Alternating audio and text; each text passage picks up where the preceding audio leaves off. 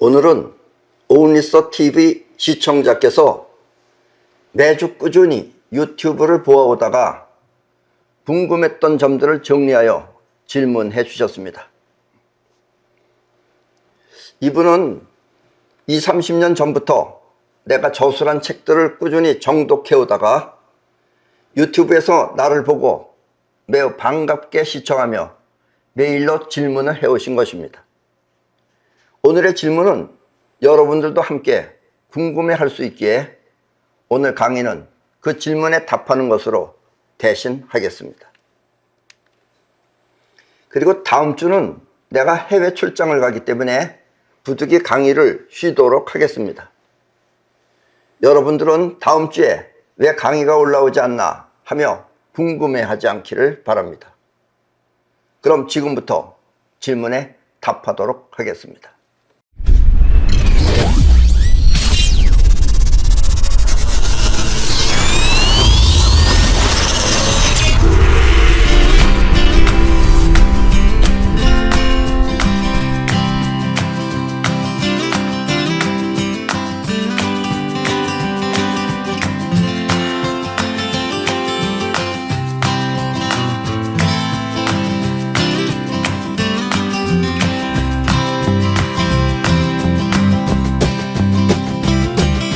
첫 번째 질문입니다.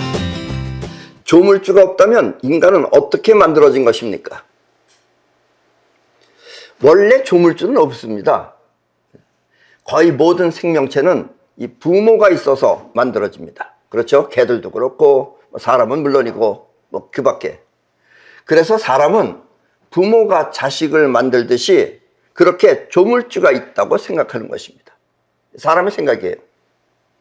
결국 조물주라는 개념은 인간이 보고 생각한 개념이지 우주에 실존하는 그런 존재는 아닌 것입니다. 우리 사람은 사람이기 때문에 사람의 영역에서 의심이 되는 게 많은 거예요. 그걸 사람들은 모르고 있어요, 대부분. 당연하다고 생각하고 있고. 우주는 보이지 않게 작용하는 영적 세계와 여러분들의 영적 세계도 보이지 않는 거죠. 그리고 그 영적 존재에 의해 형성되는 물질 세계가 있을 뿐입니다. 우리 인간 또한 그 중에 어느 영적 존재에 의해 만들어진 것입니다. 결코 신이나 조물주가 있어서 창조한 것은 아닙니다. 사람들이 신이나 조물주를 말하는 것은 그들이 보고 아는 범위 안에서 생각한 존재일 뿐 사실이 아닙니다. 뭔가 있어야 된다. 만들었으니까. 우리 사람이, 나도 우리 어머니 아버지가 만들었듯이. 그렇게 해서 나온 것이 신이나 조물주다라는 이야기입니다. 우주에 실제하는 존재가 아니라 인간이 알고 있는 범위 내에서 생각한 존재라는 뜻입니다. 아셨습니까? 여러분들이 말하는 조물주라는 것은 우주에 실제하는 존재가 아니라 인간이 알고 있는 범위 내에서 생각한 존재라는 뜻입니다. 이해하셨죠? 자, 두 번째 질문입니다. 인간이 죽으면 환생할 때 짐승이나 식물로 태어날 수도 있습니까? 많은 사람들이, 또 어떤 사람들은 막 개가 사람이 되고 막 뒤죽박죽으로 그렇게 생각하는 사람들도 있어요. 그렇게 식물이나 또 짐승으로 태어날 수도 있습니까?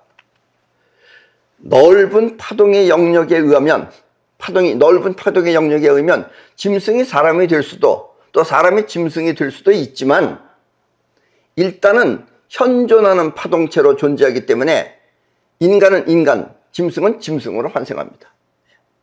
넓은 의미에서 보면 그럴 수도 있지만 일단은 인간은 인간의 생각 그 안에 있기 때문에 대부분 인간은 인간으로 태어나고 대부분 짐승은 짐승으로 태어난다 이겁니다. 넓은 의미에서는 그럴 수가 있지만 무슨 얘기인지 아셨습니까? 그러나 짐승이라도 파동 영역이 인간처럼 크게 작용하면 짐승이 사람이 될 수도 있습니다. 사람 또한 창조 능력이 부족하면 환생할 때 짐승으로 태어날 수도 있습니다. 아셨습니까? 이거는 보통 여러분들이 기억을 못해서 모르는 거예요. 근데 아주 중요한 거예요. 여러분들도 지금 이 세상에 태어났으면 인간은 창조 능력이 있어야 돼요. 짐승들이 우리보다 감각은 훨씬 더 뛰어납니다. 그러나 창조 능력이 없어요. 그래서 짐승인 거예요. 사람은 창조 능력이 있어요. 지감 능력은 부족해도 창조 능력이 있습니다. 그러니까 창조 능력이 여러분들이 부족하면은 끝내는 여러분들도 짐승으로 다시 태어나는 거예요. 아셨습니까? 단순하면 짐승으로 태어나고 또 짐승 중에도 많이 창조하려고 노력하다 보면은 그것들도 언젠가는 인간으로 태어난다. 이런 이야기입니다. 이해하셨죠? 동물들은 우리 인간보다 뛰어난 기감 능력을 갖춘 것이 많습니다. 예. 그래서 개 같은 거라든가 또 아니면 다른 짐승들도 우리 인간보다 기감 능력이 훨씬 뛰어난 것들이 많죠. 그리고 그 기감을 통해 자신을 보호하며 생존하는 것입니다. 결국 짐승들은 기감을 통해서 자기 자신을 보호하고 생존하는 겁니다. 그러니까 이 배가 나가서 물속에 빠질 것이냐 안 빠질 것이냐는 배가 빠지는 배는 벌써 그 안에 있는 쉽게 말하면 쥐 같은 것들이 옛날에 전부 다 도망갔어요. 미리 알고서 하는 것이다 라는 이야기예요. 사람은 동물보다 기감 능력은 뛰어나지 않지만 생각하는 사고력이 훨씬 더 우수합니다. 우리 사람은 생각하는 사고력이 훨씬 더 우수합니다. 그리고 그와 같은 사고력을 통해 상상하고 창조하는 능력이 있습니다. 우리 사람은 이 사고력을 생각을 통해서 상상을 하고 또 창조하는 능력이 있습니다. 이렇게 기감을 통해 존재하는 생명체와 사고력을 통해 창조하는 능력은 그 파장의 세계가 서로 다른 것입니다. 서로 파장의 세계가 다른 거예요. AM 라디오하고 FM 라디오가 틀리듯이. 때문에 일단은 그 파장대로 환생하지만 동물이 인간처럼 창조력을 키운다든지 아니면 인간이 생각 없이 막 살게 되면 동물 또한 인간으로 환생할 수도 있고 또 인간 역시 동물로 환생할 수도 있는 것입니다. 예, 그러니까 여러분들이 지금 잘 몰라서 그러는데 이게 창조력, 생각하는 힘 이런 것이 미약하면은 여러분들 끝내는 나중에 퇴화해가지고 짐승으로도 태어난다라는 이야기입니다. 아셨습니까? 요번 생에서는 별로 큰 문제가 없지만 그것이 한 두세 번 반복하다 보면 여러분들도 짐승으로 태어날 수도 있다라는 이야기예요. 이해하셨습니까? 사람처럼 그렇게 창조력을 향상시키는 것을 영적 진화라고 하며 우주 본연의 세계를 터득한 사람을 성현이라고 합니다. 사람은 영적 진화가 잘 돼 있어요. 창조력이 많아야 돼요. 그리고 우주 본연의 세계를 터득한 사람도 있습니다. 그런 사람들은 성현이에요. 사람하고 성현하고는 또 틀립니다. 아셨어요? 결국 성현의 세계는 개인적 한계의 세계가 아니라 우주의 전체적 한계의 세계인 것입니다. 인간은 개인적이에요. 자기 개인. 그런데 성현은 전체적입니다. 아셨습니까? 사람과 성현이 이렇게 서로 다르듯이 동물과 식물 그리고 사람의 세계도 서로 다른 것입니다. 이해하셨죠? 여러분들이 창의력이 많지 않으면 끝내는 여러분들도 퇴화해서 여러분들도 짐승이 될 수 있다라는 이야기입니다. 이해하셨죠? 그러나 당장은 그렇게 안 됩니다. 당장은 그 상태를 유지하기 때문에 죽어서도 그냥 그 상태를 유지하다가 다시 나온다라는 이야기예요. 세 번째 질문입니다. 나를 해치려고 나타난 귀신을 만났을 때, 귀신이 나를 해친다 이거예요. 그런 귀신을 만났을 때 어떻게 대처해야 합니까? 솔직히 말하면 살아있는 사람이 귀신을 만난다는 것은 거의 없는 일입니다. 그런데 어떤 사람은 귀신을 봤다 그러고 귀신을 만났다 그러고 그런 사람 있잖아요. 만약 있다면 그것은 착시인 경우가 대부분입니다. 착시, 잘못 보고선 귀신이 있다는 것이다 라는 이야기예요. 때문에 대처하는 방법은 귀신은 없다고 믿고 자연스럽게 행동하면 되는 것입니다. 그런데 우리 인간은 상상력이 있어요. 아까도 얘기했지만. 그래서 뭔가 어스름한 곳에서 뭔가 소리 나면은 본인이 상상력으로다가 귀신을 만들어내는 겁니다. 생각해 보세요. 귀신의 세계라는 건 파장의 세계예요. 여러분들이 눈으로 보는 건 물질의 세계고. 그러니까 쉽게 말하면 여러분들이 귀신을 만약에 봤다 그러면 여러분들이 지금 이 허공에 지금 뭐가 떠 있어요, 여기는? 많은 전파들이 떠다니고 있죠. 텔레비 전파도 있고 라디오 전파도 있고. 여러분들이 라디오 전파를 볼 줄 아는 사람은 귀신을 볼 수 있는 겁니다. 아셨습니까? 근데 여러분들이 라디오 전파를 보지 못하는 사람은 귀신 역시 마찬가지다라는 이야기예요. 귀신의 세계는 파동적 세계입니다. 우리 사람의 세계는 입자, 즉 물질적 세계입니다. 때문에 우리는 귀신이 있다고 말할 수는 있지만, 귀신도 있다고 말할 수는 있지만 그렇다고 귀신을 만날 수는 없는 것입니다. 이해하셨습니까? 나는 20대 때 이 연구를 굉장히 많이 했어요. 만약 여러분이 귀신을 만났다면 그것은 라디오 파장을 직접 보고 들었다는 것과 같은 것입니다.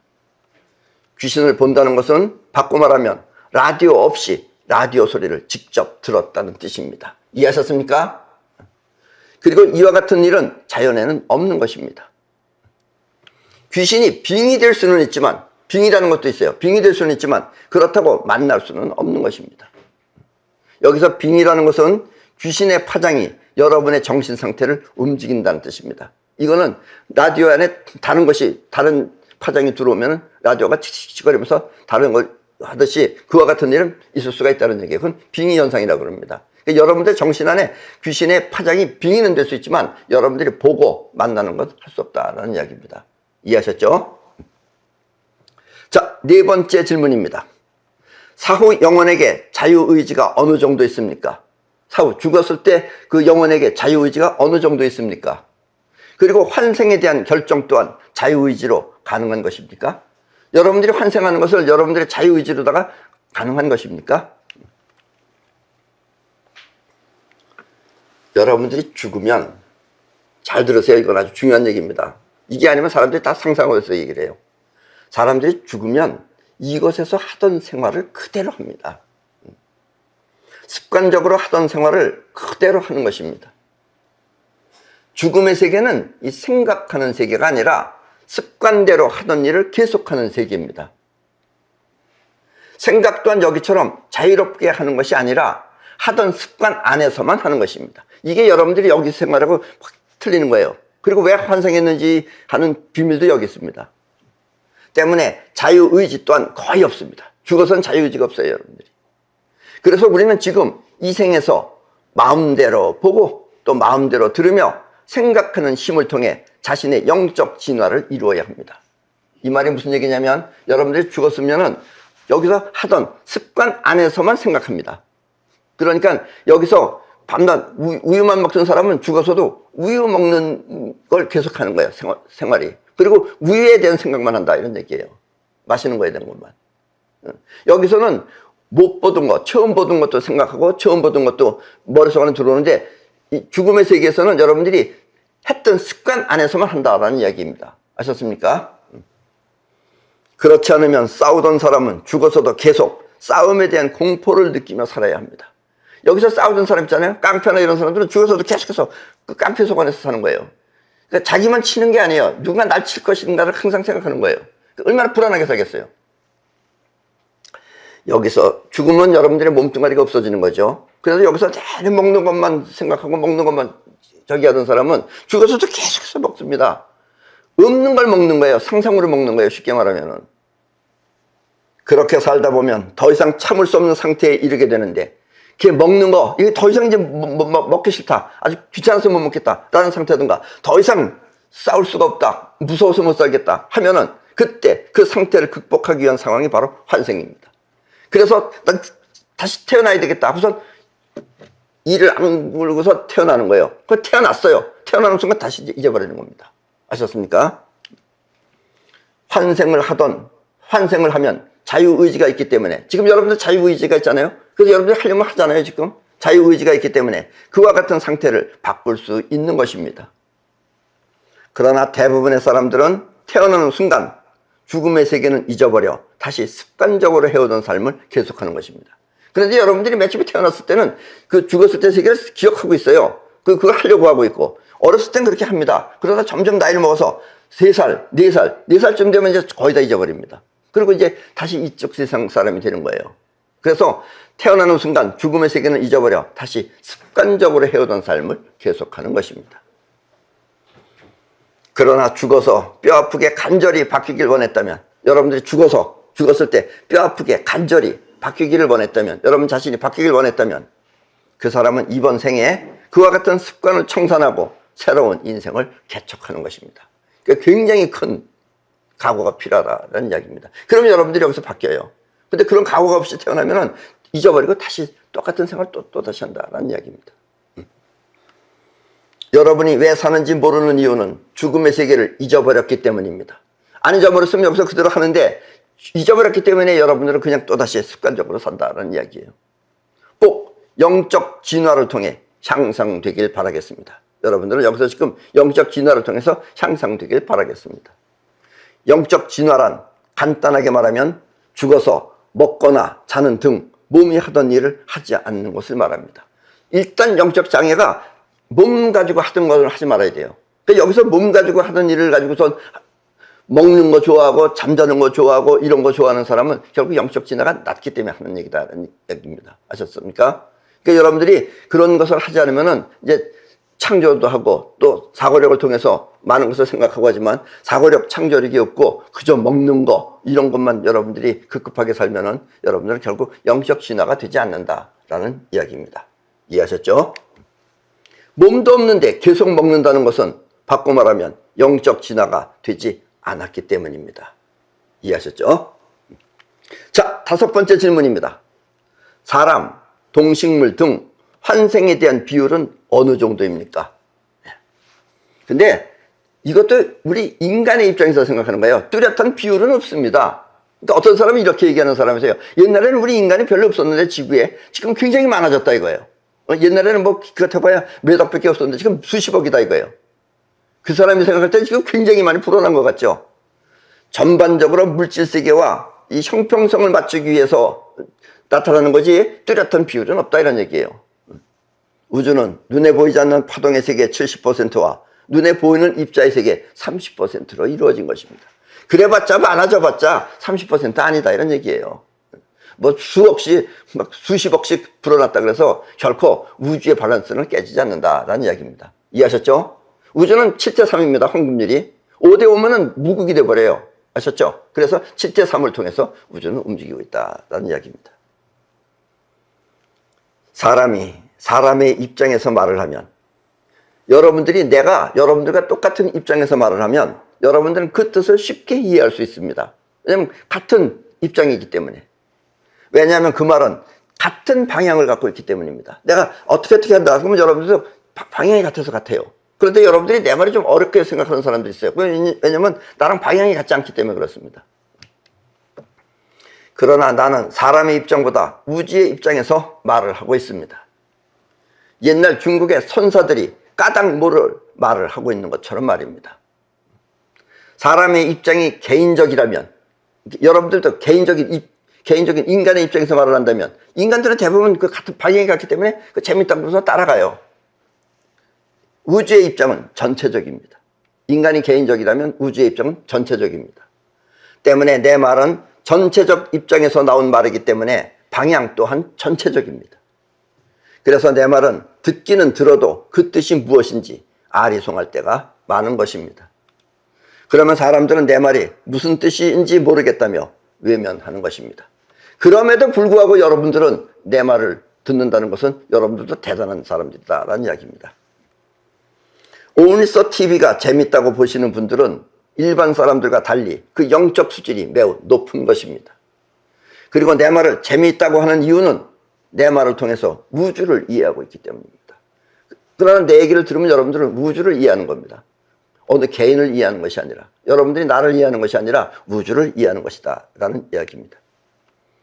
보통 사람들은 자신을 위해 영상을 보는데 온리서 TV를 보시는 분들은 우주를 위해 시청하는 것입니다.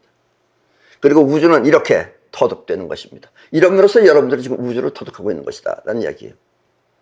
우주를 터득하면 그때 그 사람은 비로소 완전한 인간이 되는 것입니다. 세상은 이렇게 완전한 존재들에 의해 다스려져야 합니다. 예, 앞으로 시대는 그렇습니다. 지금까지 시대와 앞으로 시대는 다릅니다. 지금까지는 그냥 개인적으로 됐는데 앞으로는 전체적으로 바뀌어야 됩니다. 그러면 세상은 평화로운 시대가 되는 것입니다. 여러분은 이 세상을 아끼고 사랑해야 합니다. 그리고 이 세상이 더 이상 망가지지 않도록 인간을 선도해야 합니다. 미래는 이렇게 우리가 만들어가야 하는 것입니다. 서로가 서로를 차지하기 위해 싸우지 말고, 지금은 서로가 서로를 뺏어먹기 위해서 차지하기 위해서 싸우잖아요. 그렇게 싸우지 말고 생명 에너지를 통해 창조하면, 그렇게 되면 서로가 서로를 위하는 평화의 시대가 되는 것입니다. 서로가 서로를 차지하기 위해서는 싸움이 되는데 생명 에너지를 통해서 창조를 하면 서로가 서로를 위하는 그런 평화의 시대가 되는 것입니다. 그리고 이것이 바로 지구의 미래입니다. 지금 지구는 욕심 많은 생명체가 지배하고 있습니다. 지금 이 지구는 어느 욕심 많은 생명체가 지배하고 있습니다. 보통 사람들은 잘 몰라요, 그것도. 우리는 결코 그들을 나무랄 수도 없습니다. 왜냐하면 그들은 세상을 바로 볼 수 있지만 인간은 속이면 속는 대로 그렇게 만족하며 살기 때문입니다. 예, 이거 참 나도 같은 인간의 입장에서 보면 굉장히 불쌍한 일입니다, 이게. 본인이 속고 산다는 걸 몰라요. 그리고 속이면 속는 대로 그렇게 만족하며 살기 때문입니다. 사람의 세계는 이렇게 통탄할 만큼 어리석은 것입니다. 나의 채도를 애청해 주시는 여러분, 여러분이 우주로부터 부여받은 생명에너지는 곧 우주에너지로서 이것이 활성화되면 그때부터는 이 화폐, 돈 또한 없어질 것입니다. 창조하게 되면 돈이 필요 없어요. 그리고 세상은 모두가 함께 누리며 건사하는 시대가 될 것입니다. 이 세상을 모두가 함께 누리면서 그리고 또 함께 이 세상을 건사한다는 이야기입니다. 만약 이와 같은 일을 우리 인간이 해내지 못하면, 지금부터 여러분들이 이런 걸 하려고 하지 않으면 인간은 매우 혹독한 삶을 살게 될 것입니다. 그리고 나의 채널을 애청해 주신 여러분들이 이와 같은 사명감을 갖고 살아간다면 세상은 언제나 화기애애한 삶으로 변할 것입니다. 지금 지구는 스스로 위기를 벗어나기 위해 지축 또한 변하고 있습니다. 그래서 제일 먼저 지금 기후가 많이 변하고 있습니다. 이해하셨죠? 지금 저 얼음으로 되어 있는 것도 전부 다 부서지고 지금 물이 점점 불어나고 있어요. 우리나라는 다행히 다른 데 비해서는 크게 영향을 안 받습니다. 그건 우리가 사이퍼를 하기 때문에 그렇습니다. 아셨습니까? 그럼 오늘 강의는 이것으로 모두 마치겠습니다.